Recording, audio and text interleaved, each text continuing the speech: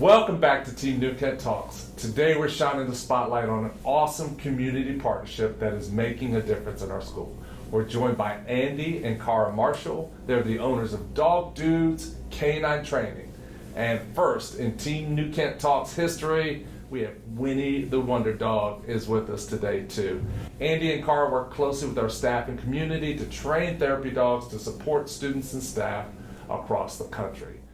At the high school, we have Diamond, who you may see when you're at the high school. Daisy is our newest therapy dog. She will be at the middle school. George Watkins has Cody. If you're at New Kent Elementary, you've undoubtedly seen Bowie. And then at Quinton, Winnie Wednesdays, you have Winnie. But you also have, with New Kent Sheriff's Department, you have K9 Nala and Finley. So no shortage of therapy dogs here working with our students.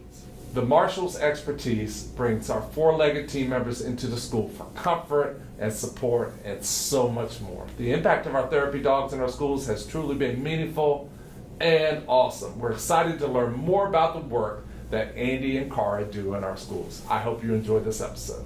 So, welcome to the show. This is a first for us. We've been doing this about a year. Winnie is a record setter, so nothing less on this podcast.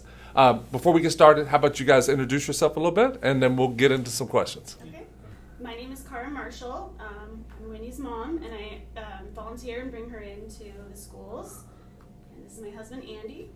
I'm Andy. I'm the owner the co-owner of Dog Dudes Canine Training. And we've gotten this whole thing started with the therapy dogs and been trying to help all of our local communities and local schools by getting this more instilled. That's awesome. And this is Winnie. But everybody already knows that because she's New Kent famous.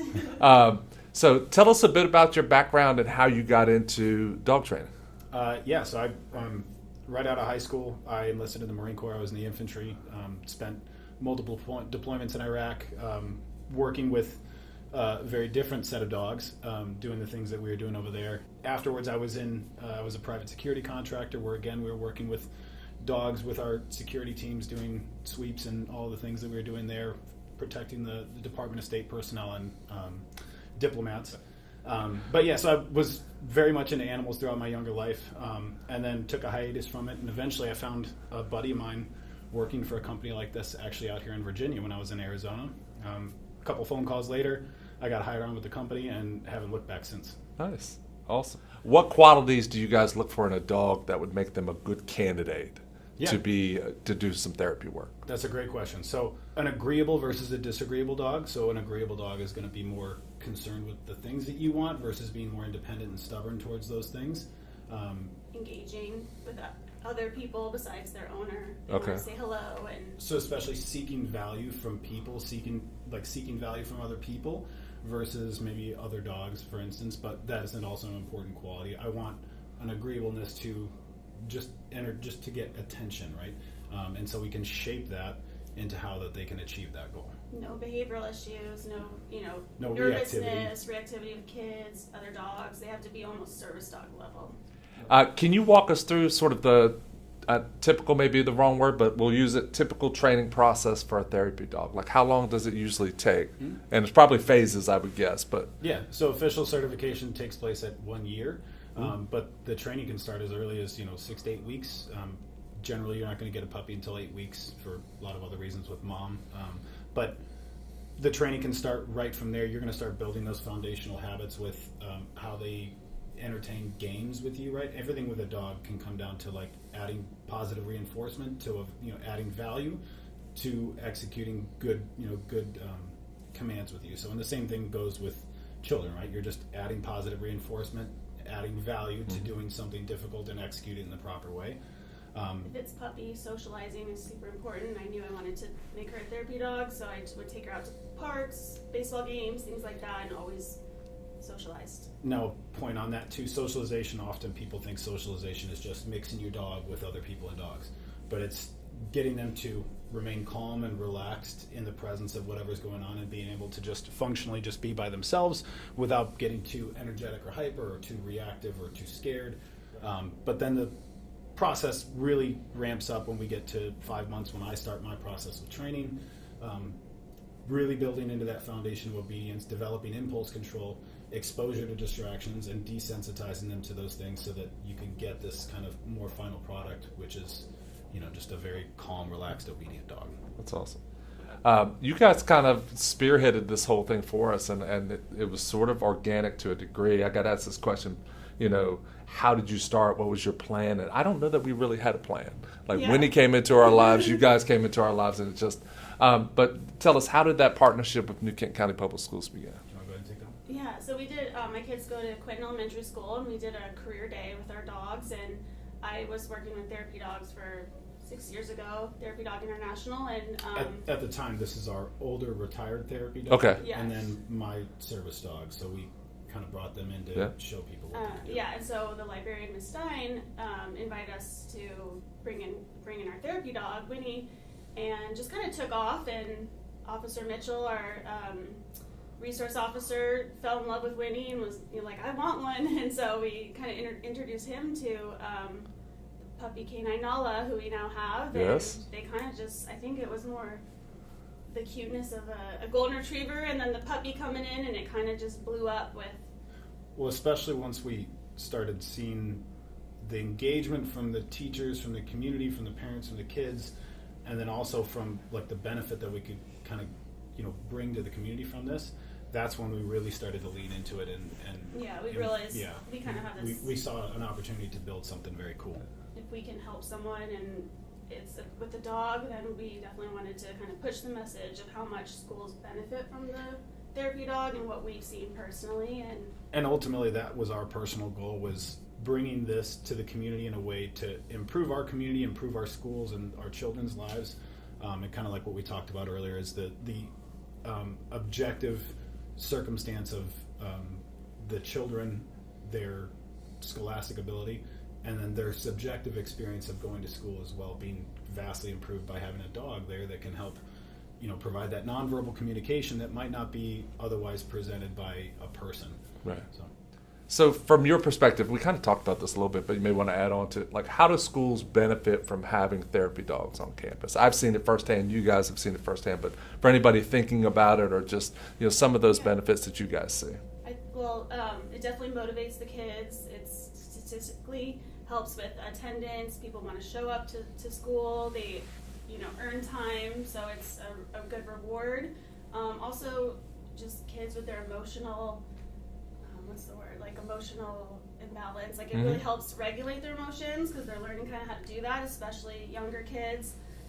So it teaches them empathy, responsibility, one-on-one time. You never know what someone's going through at home or internally. So and just to kind of add on to that point is the nonverbal communication that a dog presents, especially for children who find, because a lot of their early years are related to communicating how they feel about interpreting their environment, interpreting different things, and so that's hard for them to express those things. So having a dog there as they're struggling with reading and maybe struggling with hearing that instruction from parents or teachers or peers, having a dog next to them where they can fully just focus on that, and really just having that warm compression from the dog, which is essentially what it's a service dog task that I would teach to a service dog, is compression, physical compression. Mm-hmm. A child with autism provides that comfort relief.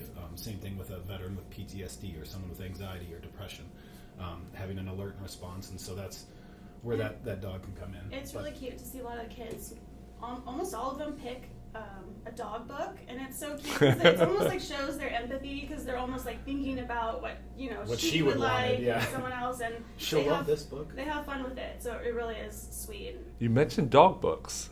That makes me think about recently published author. Yes. There is Winnie's a not only in-person star, TV star, but also a children's book star now. Yes. So tell us how that kind of came about, because that sort of. That is all my wife. I'm going to let her handle that. Yeah, she's a star there. I know. For sure. That was not a planned path, but I would I bring little treats in for the kids, and I would bring in a little therapy dog book, and every kid would say, "This is not Winnie. We want to hear Winnie." And I was saying, I've always wanted to write a children's book, so she's motivated me and kind of helped me find my passion. So I wrote a book on Winnie, and the kids love it. Yeah. So it's really cute, and now I get to it was read quite the a book. process. I bet. Yeah. I bet. Yeah. I bet. It was a year in the making, but we're proud of it. So. Can you tell us about some of the dogs that you've trained or are currently working with in our schools and community? I think we touched on a couple. Yeah, so Cara, So we've got Canine Nala. She's with the New Kent Sheriff's Office, Yeah. and Quentin. Our counselor at Quentin, she has Finley, another golden retriever puppy, and at New Kent Elementary we have Bowie that Andy trained. We first did a consult because Bowie's a little bit older. He's 5, I think, and he had the perfect behavioral. It was just the obedience that needed to be shaped up. So Andy shaped him up, and then we also have coming. I think just started this week is Daisy at Yes. Kent Middle School. So we same thing. Had the personality for it would be great, but if you don't have the obedience, you can't pass that test. And so we were able to do some lessons with her, and she's doing great. So. That's perfect. Yeah. That's perfect. I have not interacted with. I've interacted with Daisy outside of New Kent Middle School, but I have Yeah. not seen Daisy Yeah, in I'm action excited to yet. see So her. She's killing it. She's doing Yeah, awesome. That's awesome. She just, as soon as you pet her, she wants to lay on her back, and they all have their little qualities that are special than the other dogs. Winnie's a good reading dog. Nala's got the personality. Daisy's got the belly rubs. They all got their own little thing. For prep work for a lot of that too, there's a lot of stuff that we do behind the scenes, and then Cara will kind of have them shadow with her at different retirement communities that we go to, and other places that we go with Winnie where she serves as well, and so they get to kind of follow through with her and learn the ropes like that. So you guys have been working with dogs for a long time. What would you say has surprised you the most about working with schools and kind of seeing dogs in action? I mean, everything we do is, obviously everybody has a job to make money, and it can mean so much more to you on a day-to-day basis if you can do something that's meaningful. And so that's always been a huge passion for both of us, is that our work had deep personal meaning to us, because we're going to really thrive so much more in it. Absolutely. When that happens. And so having the dogs in this capacity, not just training dogs that I do and the work that provides to my clients and to their families and to their, to whatever community that they're a part of, but then seeing this work flourish into the schools, and where it's going to matter the most is, the next generation is children, which is what you guys do. And so being able to so freely give this back to the community, and for the community, for you guys in your capacity to accept and take this in and be so enthusiastic about it. So it has been so much fun to see not just the teachers and the kids, but just see the whole community rally behind this and really support this effort to build it up. Because we can only do so much, but then to have the whole community to push us up even further with this, to make it go so much further. I think the It's been surprise is the parent support too. it's been a huge rally around everyone That's in this awesome. community. So that's been really fun to be a part of. Hard not to rally around Winnie, I got to be honest. Yeah. I mentioned that one school district has already reached out to me about this piece, just seeing us on social media. What advice would you have to other school districts that are considering adding therapy dogs? I would say definitely try it. Research the statistics on how it benefits. Reach out to us, a professional trainer.